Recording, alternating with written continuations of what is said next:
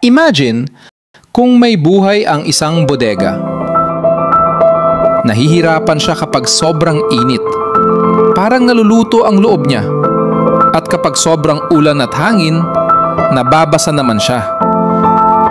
Kapag nahirapan ang ating bodega, mas napapadali ang pagbaba ng kalidad ng ating palay at ng bigas na iniimbak sa loob.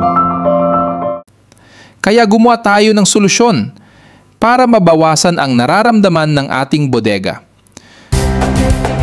Una, lagyan natin ng maayos na insulation ang ating bubong. Based sa Philippine Green Building Code, ang PIR insulation ay may R value na 5 to 8 times na mas effective na insulation ang spray foam kumpara sa double bubble. Ito rin ay effective sa mga naitayo na nating bodega na di na kailangan pang palitan ang mga dating bubong. Kaya, kahit tanghaling tapat sa loob ng bodega, di mo mararamdaman na parang nasa loob ka ng oven. Dahil sa paglalagay ng PIR foam insulation, tinanggal na natin ang skylight roofing. Sa halip, pinalitan natin ito ng glass blocks na mas matibay laban sa malalakas na hangin at buhos ng ulan at hindi madaling mabutas o mapinsala kapag bumabagyo.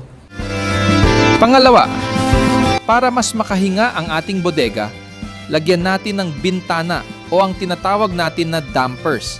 Kayang tuluyang bumukas kapag sobrang init at kaya namang magsara ng tuluyan kapag sobrang taas ng humidity o umuulan sa labas. Idagdag pa natin ang mga blower na kayang palitan ang hangin sa loob ng 2 beses sa isang oras. Sa ganitong hakbang, mababawasan natin ang sobrang init at excessive moisture sa loob ng bodega. Ito rin ay paraan para maiwasan na mabasa ang ating palay sa loob ng bodega pag malakas ang ulan at hangin. Mababawasan din ang amoy o usok pag nagsasagawa ng pest control administration. Pangatlo, kaya lang, paano natin mabibigyan ng buhay ang ating bodega? Lalagyan natin ng utak ang ating bodega para automatikong makontrol ang ating operasyon ng ating blower at dampers.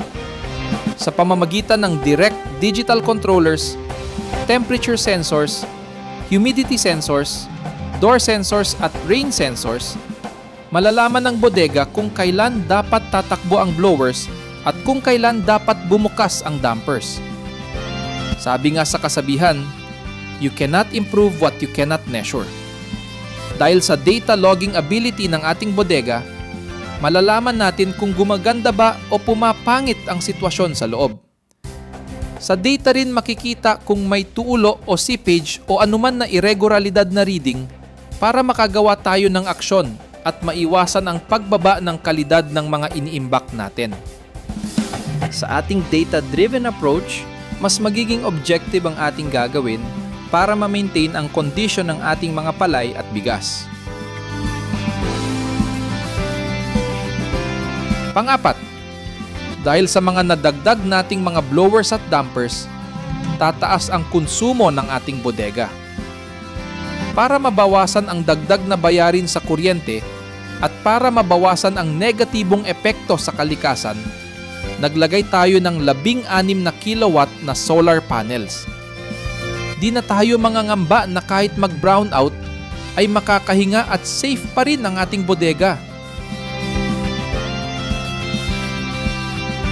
Pang-5, sa ating hangad na maging compliant sa good manufacturing practices, naayos na natin ang ating flooring at nalagyan ng polyurea floor coating.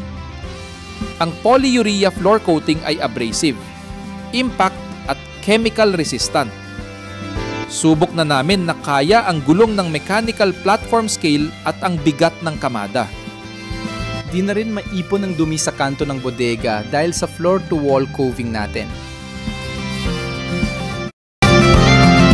Maliban dito, naglagay na rin tayo ng high bay lighting, fire detection and alarm system at CCTV sa loob ng ating bodega.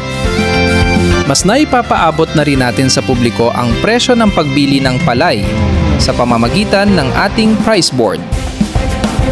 Ang mga hakbang na ito ay simula pa lang ng ating solusyon at nagmumungkahi kami ng mas masusing pag-aaral sa epekto sa kalidad ng ating stocks para malaman natin ang optimum adjustments ng ating bodega.